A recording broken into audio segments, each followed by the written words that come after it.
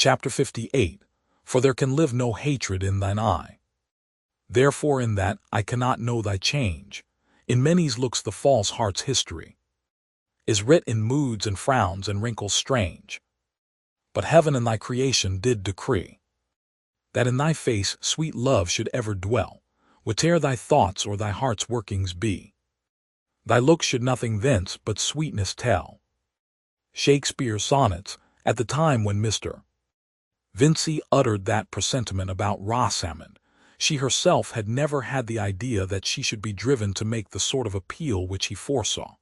She had not yet had any anxiety about ways and means, although her domestic life had been expensive as well as eventful. Her baby had been born prematurely, and all the embroidered robes and caps had to be laid by in darkness. This misfortune was attributed entirely to her having persisted in going out on horseback one day when her husband had desired her not to do so. But it must not be supposed that she had shown temper on the occasion, or rudely told him that she would do as she liked. What led her particularly to desire horse exercise was a visit from Captain Lydgate, the baronet's third son, who, I am sorry to say, was detested by our Tertius of that name as a vapid fop, parting his hair from brow to nape in a despicable fashion, not followed by Tertius himself, and showing an ignorant security that he knew the proper thing to say on every topic.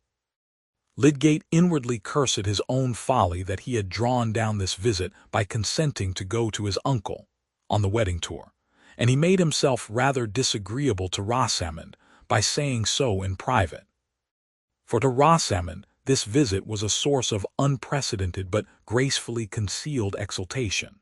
She was so intensely conscious of having a cousin who was a baronet's son staying in the house, that she imagined the knowledge of what was implied by his presence to be diffused through all other minds. And when she introduced Captain Lydgate to her guests, she had a placid sense that his rank penetrated them as if it had been an odor.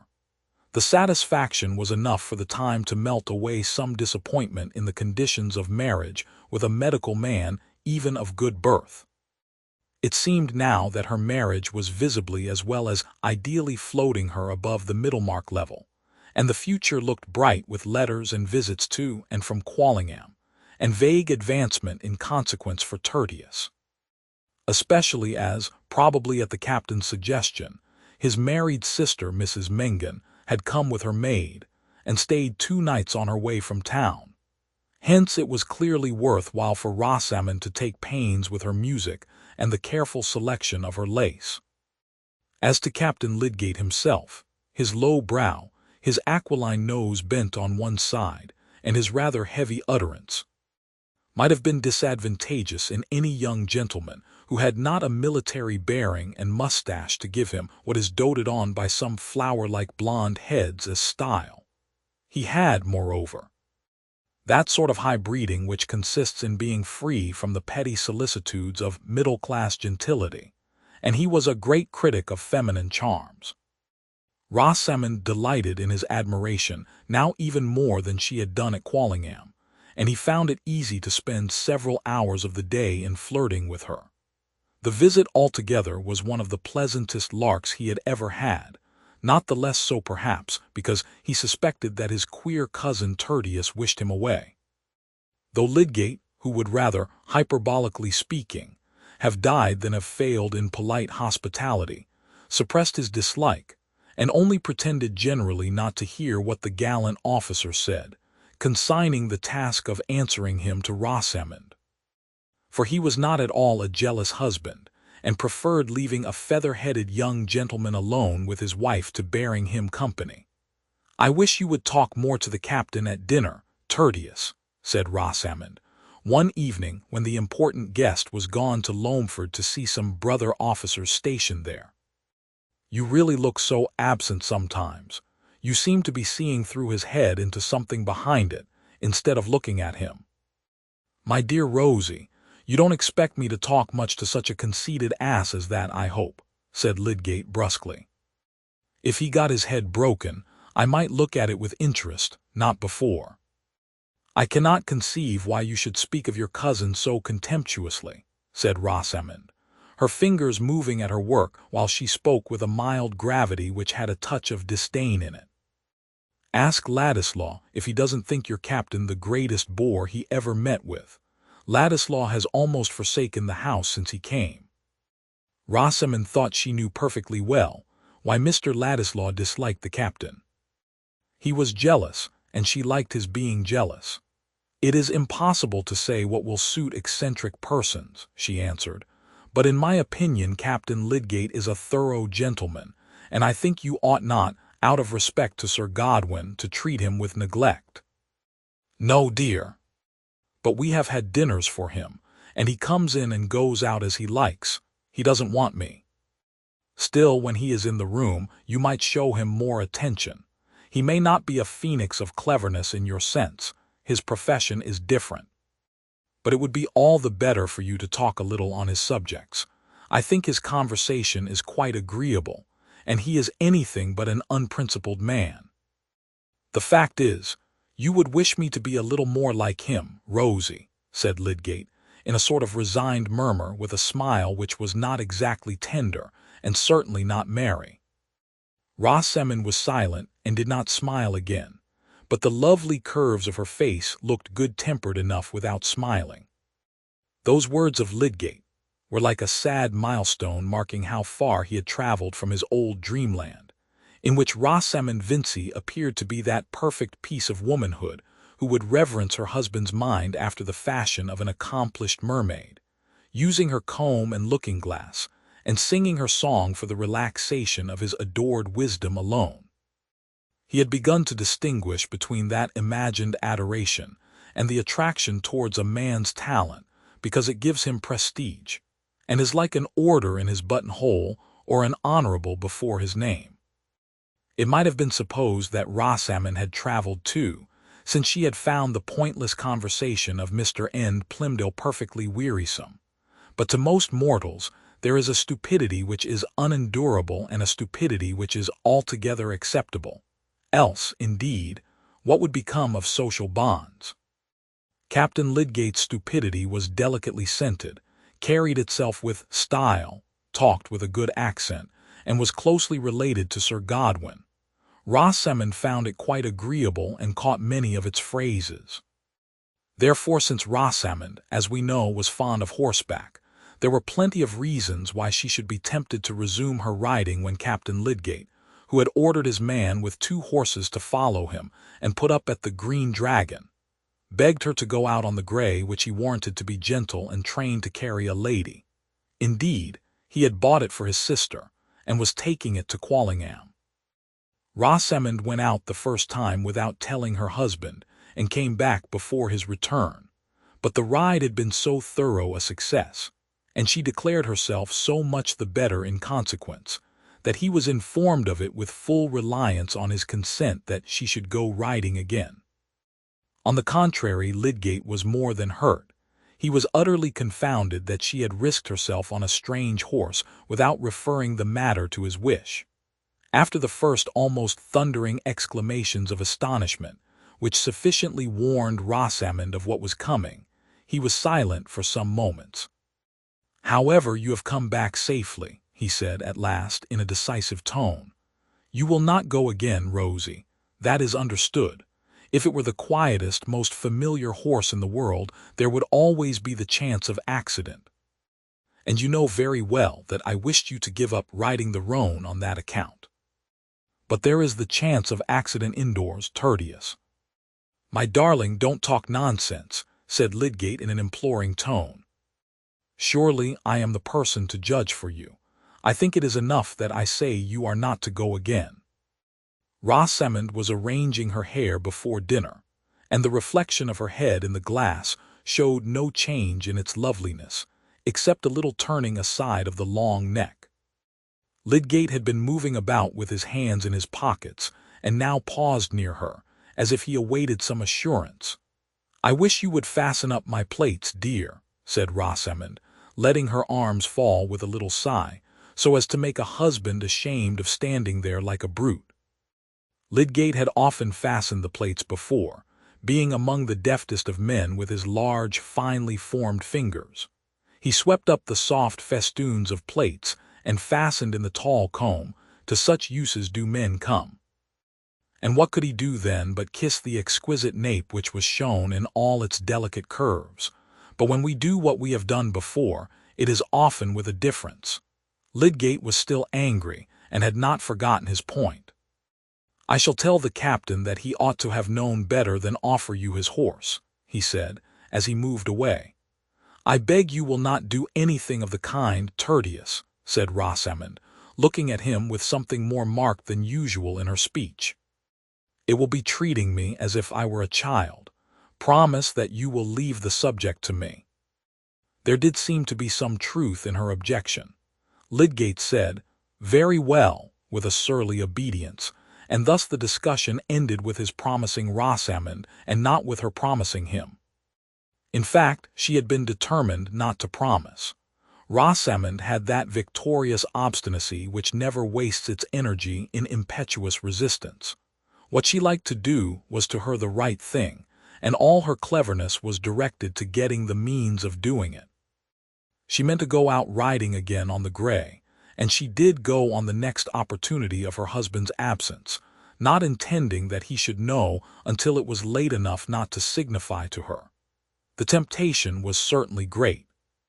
She was very fond of the exercise, and the gratification of riding on a fine horse, with Captain Lydgate, Sir Godwin's son, on another fine horse by her side, and of being met in this position by any one but her husband, was something as good as her dreams before marriage. Moreover, she was riveting the connection with the family at Quallingham, which must be a wise thing to do.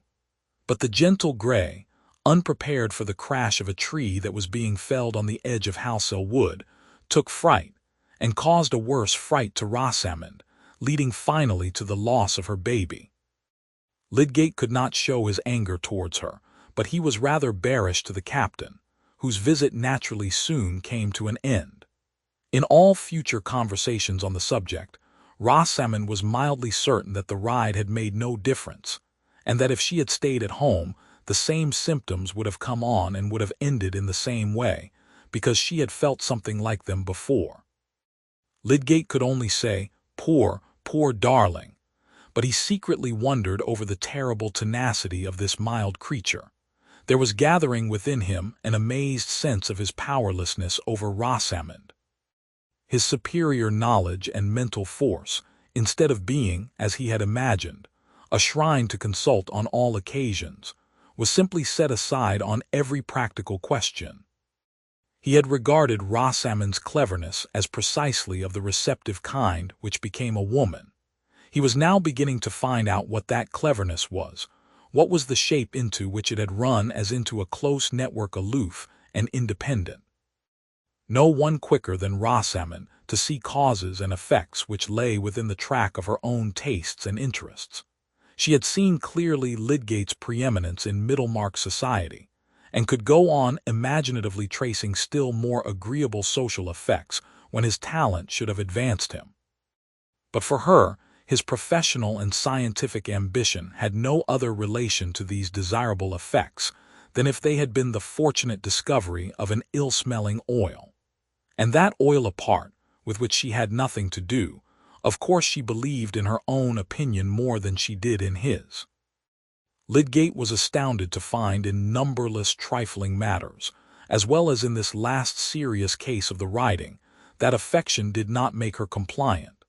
He had no doubt that the affection was there, and had no presentiment that he had done anything to repel it. For his own part, he said to himself that he loved her as tenderly as ever, and could make up his mind to her negations. But, well, Lydgate was much worried, and conscious of new elements in his life as noxious to him, as an inlet of mud to a creature that has been used to breathe and bathe and dart after its illuminated prey in the clearest of waters. Rosamond was soon looking lovelier than ever at her work-table, enjoying drives in her father's phaeton, and thinking it likely that she might be invited to Quallingham. She knew that she was a much more exquisite ornament to the drawing-room there than any daughter of the family, and in reflecting that the gentlemen were aware of that, did not perhaps sufficiently consider whether the ladies would be eager to see themselves surpassed. Lydgate, relieved from anxiety about her, relapsed into what she inwardly called his moodiness, a name which to her covered his thoughtful preoccupation with other subjects than herself, as well as that uneasy look of the brow and distaste for all ordinary things as if they were mixed with bitter herbs, which really made a sort of weather-glass to his vexation and foreboding. These latter states of mind had one cause amongst others, which he had generously but mistakenly avoided mentioning to Rosamond, lest it should affect her health and spirits. Between him and her, indeed, there was that total missing of each other's mental track, which is too evidently possible even between persons who are continually thinking of each other.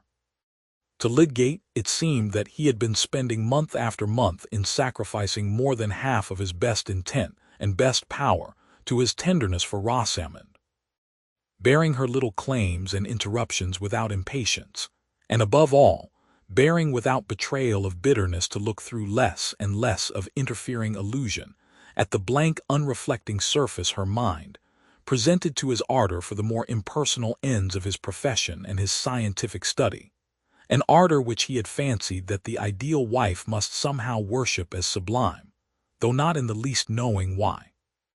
But his endurance was mingled with a self-discontent which, if we know how to be candid, we shall confess to make more than half our bitterness under grievances, wife or husband included. It always remains true that if we had been greater, circumstance would have been less strong against us. Lydgate was aware that his concessions to Rosamond were often little more than the lapse of slackening resolution, the creeping paralysis apt to seize an enthusiasm which is out of adjustment to a constant portion of our lives. And on Lydgate's enthusiasm there was constantly pressing not a simple weight of sorrow, but the biting presence of a petty degrading care, such as casts the blight of irony over all higher effort. This was the care which he had hitherto abstained from mentioning to Rosamond, and he believed, with some wonder, that it had never entered her mind, though certainly no difficulty could be less mysterious. It was an inference with a conspicuous handle to it, and had been easily drawn by indifferent observers, that Lydgate was in debt, and he could not succeed in keeping out of his mind for long together that he was every day getting deeper into that swamp, which tempts men towards it with such a pretty covering of flowers and verdure. It is wonderful how soon a man gets up to his chin there, in a condition in which, in spite of himself, he is forced to think chiefly of release, though he had a scheme of the universe in his soul. 18 months ago Lydgate was poor, but had never known the eager want of small sums, and felt rather a burning contempt for anyone who descended a step in order to gain them. He was now experiencing something worse than a simple deficit. He was assailed by the vulgar, hateful trials of a man who has bought and used a great many things which might have been done without, and which he is unable to pay for, though the demand for payment has become pressing. How this came about may be easily seen without much arithmetic or knowledge of prices. When a man, in setting up a house and preparing for marriage, finds that his furniture and other initial expenses come to between £400 and £500 more than he has capital to pay for. When at the end of a year it appears that his household expenses, horses and et caeteras, amount to nearly 1,000, while the proceeds of the practice reckoned from the old books to be worth 800 per annum have sunk like a summer pond and make hardly 500, chiefly in unpaid entries, the plain inference is that, whether he minds it or not, he is in debt. Those were less expensive times than our own, and provincial life was comparatively modest. But the ease with which a medical man who had lately bought a practice, who thought that he was obliged to keep 2 horses, whose table was supplied without stint, and who paid an insurance on his life and a high rent for house and garden, might find his expenses doubling his receipts, can be conceived by anyone who does not think these details beneath his consideration. Rosamond, accustomed from her childhood to an extravagant household, thought that good housekeeping consisted simply in ordering the best of everything. Nothing else answered, and Lydgate supposed that, if things were done at all, they must be done properly. He did not see how they were to live otherwise. If each head of household expenditure had been mentioned to him beforehand, he would have probably observed that it could hardly come to much. And if anyone had suggested a saving on a particular article, for example, the substitution of cheap fish for deer, it would have appeared to him simply a penny-wise, mean notion. Rosamond, even without such an occasion as Captain Lydgate's visit, was fond of giving invitations, and Lydgate, though he often thought the guests tiresome, did not interfere. This sociability seemed a necessary part of professional prudence, and the entertainment must be suitable. It is true Lydgate was constantly visiting the homes of the poor and adjusting his prescriptions of diet to their small means. But, dear me, has it not by this time ceased to be remarkable? Is it not rather that we expect in men that they should have numerous strands of experience lying side by side and never compare them with each other? Expenditure, like ugliness and errors, becomes a totally new thing when we attach our own personality to it and measure it by that wide difference which is manifest in our own sensations between ourselves and others. Lydgate believed himself to be careless about his dress, and he despised a man who calculated the effects of his costume. It seemed to him only a matter of course that he had abundance of fresh garments. Such things were naturally ordered in sheaves. It must be remembered that he had never hitherto felt the check of importunate debt, and he walked by habit, not by self-criticism. But the check had come. Its novelty made it the more irritating. He was amazed, disgusted that conditions so foreign to all his purposes, so hatefully disconnected with the objects he cared to occupy himself with, should have lain in ambush and clutched him when he was unaware. And there was not only the actual debt. There was the certainty that in his present position he must go on deepening it. 2 furnishing tradesmen at Brassing, whose bills had been incurred before his marriage, and whom uncalculated current expenses had ever since prevented him from paying, had repeatedly sent him unpleasant letters which had forced themselves on his attention. This could hardly have been more galling to any disposition than to Lydgate. With his intense pride, his dislike of asking a favor or being under an obligation to anyone, he had scorned even to form conjectures about Mr. Vincey's intentions on money matters, and nothing but extremity could have induced him to apply to his father-in-law, even if he had not been made aware in various indirect ways since his marriage that Mr. Vincey's own affairs were not flourishing, and that the expectation of help from him would be resented. Some men easily trust in the readiness of friends. It had never in the former part of his life occurred to Lydgate that he should need to do so. He had never thought what borrowing would be to him, but now that the idea had entered his mind, he felt that he would rather incur any other hardship. In the meantime he had no money or prospects of money, and his practice was not getting more lucrative. No wonder that Lydgate had been unable to suppress all signs of inward trouble during the last few months, and now that Rosamond was regaining brilliant health, he meditated taking her entirely into confidence on his difficulties. New conversance with tradesmen's bills had forced his reasoning into a new channel of comparison. He had begun to consider from a new point of view what was necessary and unnecessary in goods ordered, and to see that there must be some change of habits. How could such a change be made without Rosamond's concurrence? The immediate occasion of opening the disagreeable fact to her was forced upon him. Having no money, and having privately sought advice as to what security could possibly be given by a man in his position, Lydgate had offered the one good security in his power to the less peremptory creditor, who was a silversmith and jeweler, and who consented to take on himself the upholsterer's credit also, accepting interest for a given term. The security necessary was a bill of sale on the furniture of his house, which might make a creditor easy for a reasonable time about a debt amounting to less than £400, and the silversmith, Mr. Dover, was willing to reduce it by taking back a portion of the plate and any other article which was as good as new. Any other article was a phrase delicately implying jewelry, and more particularly some purple amethysts costing £30, which Lydgate had bought as a bridal present.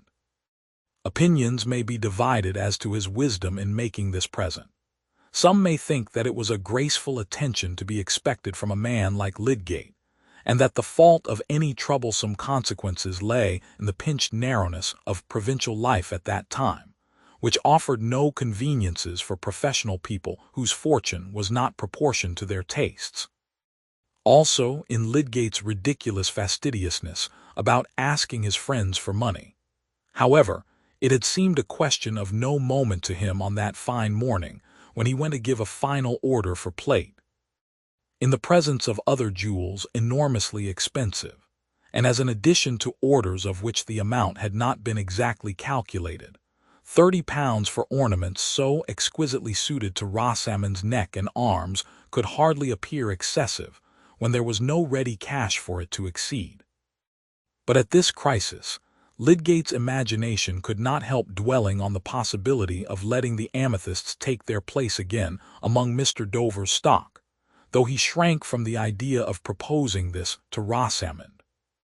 Having been roused to discern consequences which he had never been in the habit of tracing, he was preparing to act on this discernment with some of the rigor, by no means all, that he would have applied in pursuing experiment. He was nerving himself to this rigor as he rode from Brassing, and meditated on the representations he must make to Rosamond. It was evening when he got home. He was intensely miserable, this strong man of 29 and of many gifts. He was not saying angrily within himself that he had made a profound mistake, but the mistake was at work in him like a recognized chronic disease, mingling its uneasy importunities with every prospect, and enfeebling every thought. As he went along the passage to the drawing-room, he heard the piano and singing. Of course, Ladislaw was there. It was some weeks since Will had parted from Dorothea, yet he was still at the old post in Middlemarch. Lydgate had no objection in general to Ladislaw's coming, but just now he was annoyed that he could not find his hearth free.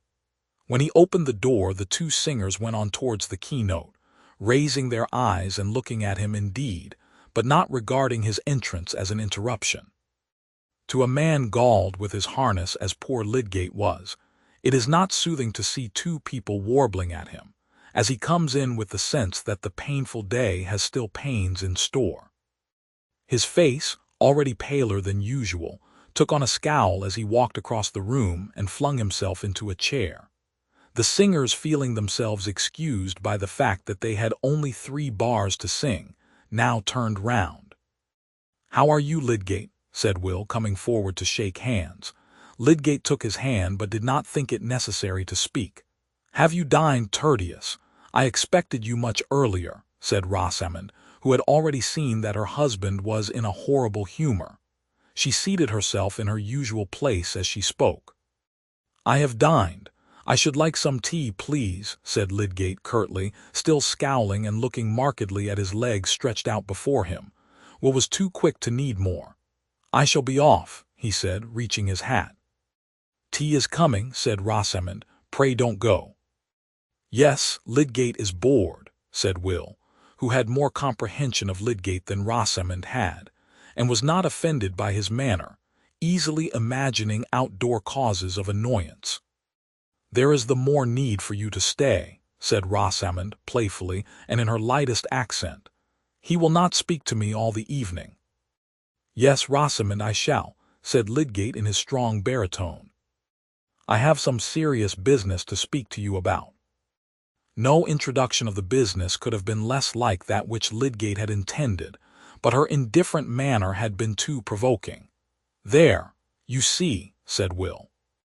"I'm going to the meeting about the Mechanics' Institute. Good-bye," and he went quickly out of the room. Rosamond did not look at her husband, but presently rose and took her place before the tea tray. She was thinking that she had never seen him so disagreeable. Lydgate turned his dark eyes on her and watched her as she delicately handled the tea service with her taper fingers, and looked at the objects immediately before her with no curve in her face disturbed, and yet with an ineffable protest in her air against all people with unpleasant manners. For the moment he lost the sense of his wound in a sudden speculation about this new form of feminine impassibility, revealing itself in the sylph-like frame, which he had once interpreted as the sign of a ready, intelligent sensitiveness. His mind glancing back to Laura while he looked at Rosamond, he said inwardly, "Would she kill me because I wearied her?" And then, "It is the way with all women. But this power of generalizing which gives men so much the superiority in mistake over the dumb animals," was immediately thwarted by Lydgate's memory of wondering impressions from the behavior of another woman, from Dorothea's looks and tones of emotion about her husband when Lydgate began to attend him, from her passionate cry to be taught what would best comfort that man for whose sake it seemed as if she must quell every impulse in her except the yearnings of faithfulness and compassion. These revived impressions succeeded each other quickly and dreamily in Lydgate's mind while the tea was being brewed. He had shut his eyes in the last instant of reverie while he heard Dorothea saying, "Advise me, think what I can do. He has been all his life laboring and looking forward. He minds about nothing else, and I mind about nothing else." That voice of deep-souled womanhood had remained within him, as the enkindling conceptions of dead and sceptic genius had remained within him. Is there not a genius for feeling nobly which also reigns over human spirits and their conclusions? The tones were a music from which he was falling away. He had really fallen into a momentary doze, when Rosamond said in her silvery neutral way, "Here is your tea, Tertius," setting it on the small table by his side, and then moved back to her place without looking at him. Lydgate was too hasty in attributing insensibility to her. After her own fashion, she was sensitive enough and took lasting impressions. Her impression now was one of offense and repulsion. But then Rosamond had no scowls and had never raised her voice. She was quite sure that no one could justly find fault with her. Perhaps Lydgate and she had never felt so far off each other before. But there were strong reasons for not deferring his revelation, even if he had not already begun it by that abrupt announcement. Indeed, some of the angry desire to rouse her into more sensibility on his account which had prompted him to speak prematurely still mingled with his pain in the prospect of her pain. But he waited till the tray was gone, the candles were lit, and the evening quiet might be counted on. The interval had left time for repelled tenderness to return into the old course. He spoke kindly. "Dear Rosie, lay down your work and come to sit by me," he said, gently, pushing away the table, and stretching out his arm to draw a chair near his own. Rosamond obeyed. As she came towards him in her drapery of transparent, faintly tinted muslin, her slim yet round figure never looked more graceful. As she sat down by him and laid one hand on the elbow of his chair, at last looking at him and meeting his eyes, her delicate neck and cheek and purely cut lips never had more of that untarnished beauty which touches as in springtime and infancy and all sweet freshness. It touched Lydgate now, and mingled the early moments of his love for her with all the other memories which were stirred in this crisis of deep trouble. He laid his ample hand softly on hers, saying, "Dear," with the lingering utterance which affection gives to the word. Rosamond, too, was still under the power of that same past, and her husband was still in part the Lydgate whose approval had stirred delight. She put his hair lightly away from his forehead, then laid her other hand on his, and was conscious of forgiving him. "I am obliged to tell you what will hurt you, Rosie, but there are things which husband and wife must think of together. I dare say it has occurred to you already that I am short of money." Lydgate paused. but Rosamond turned her neck and looked at a vase on the mantelpiece. "I was not able to pay for all the things we had to get before we were married, and there have been expenses since which I have been obliged to meet. The consequence is, there is a large debt at Brassing, £380, which has been pressing on me a good while, and in fact we are getting deeper every day, for people don't pay me the faster because others want the money. I took pains to keep it from you while you were not well, but now we must think together about it, and you must help me." "What can I do, Tertius?" said Rosamond, turning her eyes on him again. That little speech of 4 words, like so many others in all languages, is capable by varied vocal inflections of expressing all states of mind from helpless dimness to exhaustive argumentative perception, from the completest self-devoting fellowship to the most neutral aloofness. Rosamond's thin utterance threw into the words "what can I do" as much neutrality as they could hold. They fell like a mortal chill on Lydgate's roused tenderness. He did not storm in indignation. He felt too sad a sinking of the heart. And when he spoke again, it was more in the tone of a man who forces himself to fulfill a task. "It is necessary for you to know, because I have to give security for a time, and a man must come to make an inventory of the furniture." Rosamond colored deeply. "Have you not asked Papa for money?" she said as soon as she could speak. "No." "Then I must ask him," she said, releasing her hands from Lydgate and rising to stand at 2 yards' distance from him.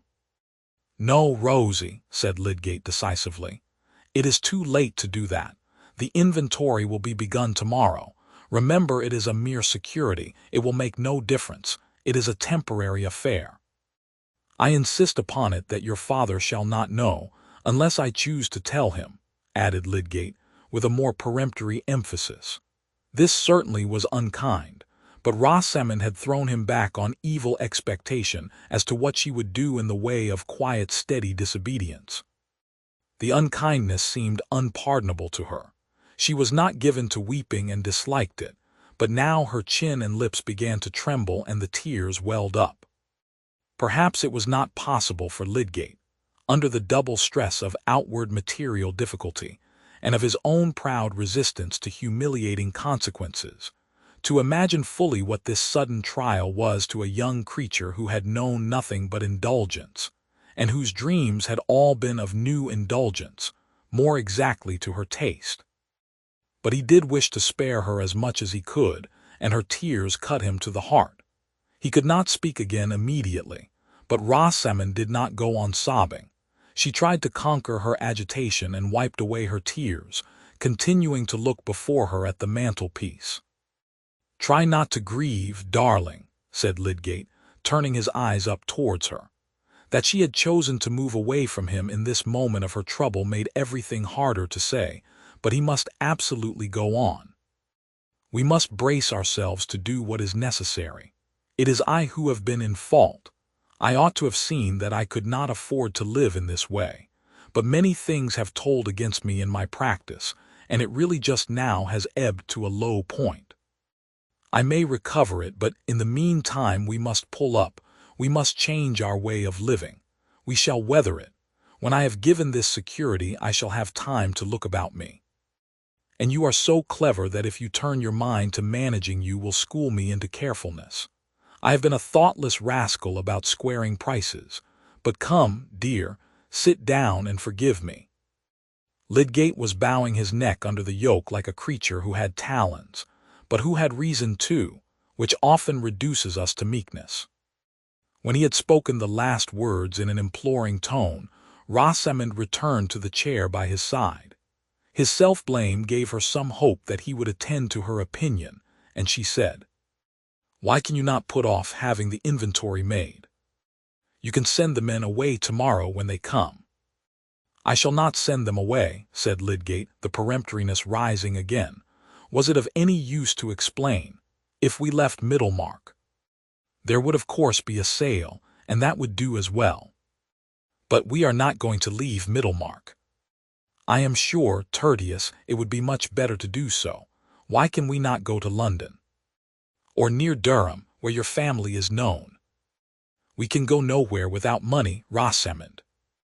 Your friends would not wish you to be without money, and surely these odious tradesmen might be made to understand that, and to wait, if you would make proper representations to them. This is idle, Rosamond, said Lydgate angrily. You must learn to take my judgment on questions you don't understand.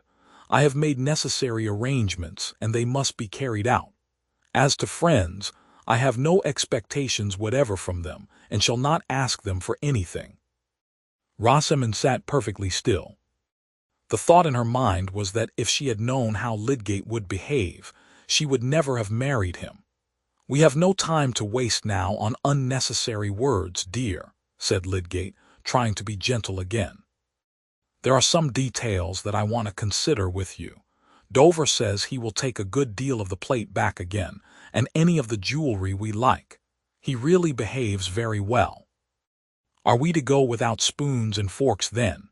Said Rosamond, whose very lips seemed to get thinner with the thinness of her utterance.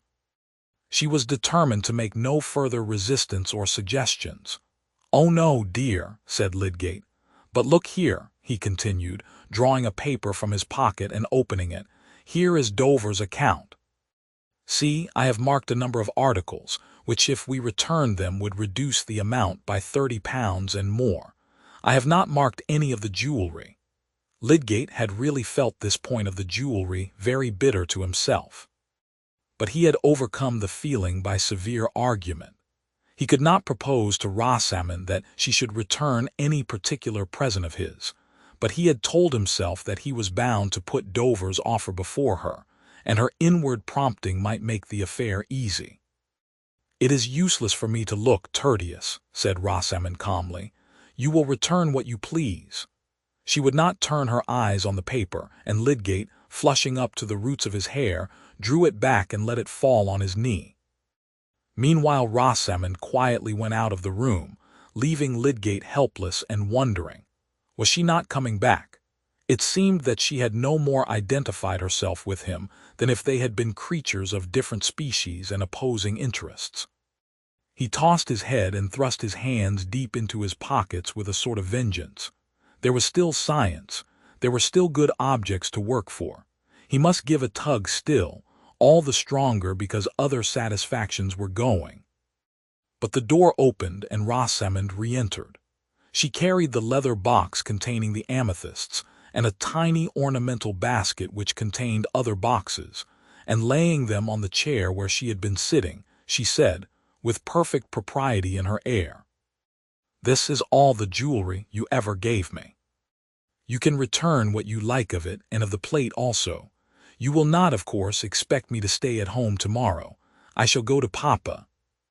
To many women, the look Lydgate cast at her would have been more terrible than one of anger. It had in it a despairing acceptance of the distance she was placing between them. "And when shall you come back again?" he said, with a bitter edge on his accent. "Oh, in the evening. Of course I shall not mention the subject to Mamma." Rosamond was convinced that no woman could behave more irreproachably than she was behaving, and she went to sit down at her work-table. Lydgate sat meditating a minute or two, and the result was that he said, with some of the old emotion in his tone, "Now we have been united, Rosie, you should not leave me to myself in the first trouble that has come." "Certainly not," said Rosamond. "I shall do everything it becomes me to do. It is not right that the thing should be left to servants, or that I should have to speak to them about it, and I shall be obliged to go out, I don't know how early. I understand your shrinking from the humiliation of these money affairs. But my dear Rosamond, as a question of pride, which I feel just as much as you can, it is surely better to manage the thing ourselves, and let the servants see as little of it as possible. And since you are my wife, there is no hindering your share in my disgraces, if there were disgraces." Rosamond did not answer immediately, but at last she said, "Very well, I will stay at home. I shall not touch these jewels, Rosie. Take them away again. But I will write out a list of plate that we may return, and that can be packed up and sent at once." "The servants will know that," said Rosamond, with the slightest touch of sarcasm. "Well, we must meet some disagreeables as necessities. Where is the ink, I wonder?" said Lydgate, rising and throwing the account on the larger table where he meant to write. Rosamond went to reach the inkstand, and after setting it on the table was going to turn away, when Lydgate, who was standing close by, put his arm round her and drew her towards him, saying, "Come, darling, let us make the best of things. It will only be for a time, I hope, that we shall have to be stingy and particular. Kiss me." His native warm-heartedness took a great deal of quenching, and it is a part of manliness for a husband to feel keenly the fact that an inexperienced girl has got into trouble by marrying him. She received his kiss and returned it faintly, and in this way an appearance of accord was recovered for the time. But Lydgate could not help looking forward with dread to the inevitable future discussions about expenditure and the necessity for a complete change in their way of living.